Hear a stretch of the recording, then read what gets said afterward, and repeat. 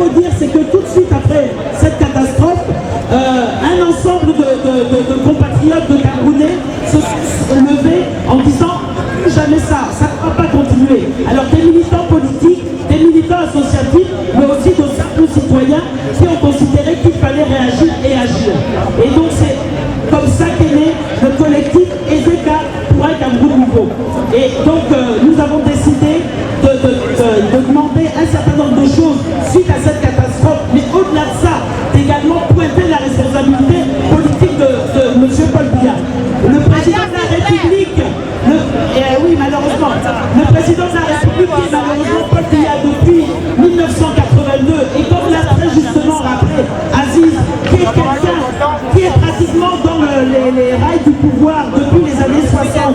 Il faut savoir que depuis 1960, indépendance formelle du Cameroun, nous n'avons eu que 2 présidents au Cameroun.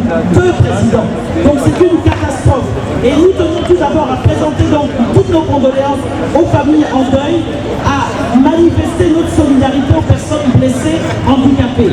Notre objectif est de tout faire pour que la lumière soit faite sur les causes de cette catastrophe, de veiller à une véritable indemnisation digne de ce nom des familles par le groupe Bolloré, de déterminer les responsabilités de Bolloré, concessionnaire pour 35 ans de Camrail, mais aussi de l'État camerounais, d'exiger l'entretien du réseau ferroviaire et la garantie de la sécurité des passagers. Notre rôle et notre intervention seraient insuffisants si nous ne pointions pas en amont le rôle de l'État qui a totalement failli depuis 34 ans et n'a cessé d'enfoncer le pays dans toujours plus de misère, de désolation, d'incapacité à créer des structures dignes de ce nom sur le plan des réseaux de transport, sur le plan sanitaire, sur le plan éducatif, etc. Il n'est pas un domaine dans lequel l'État ait joué son rôle.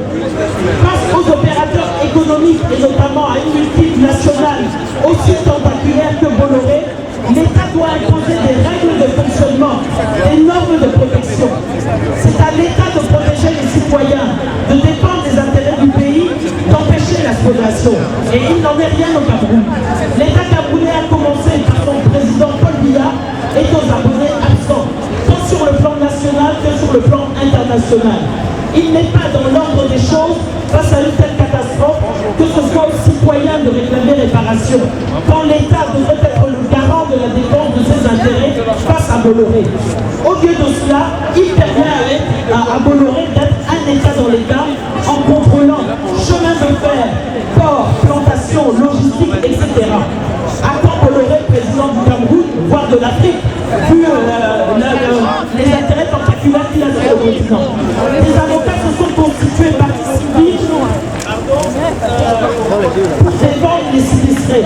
Les journalistes se sont constitués en collectif pour faire la lumière sur les circonstances de cette catastrophe.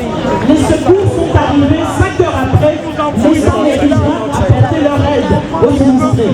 Lors des cérémonies officielles, ni le président de la République, ni même un représentant de son gouvernement n'était présent. C'est un véritable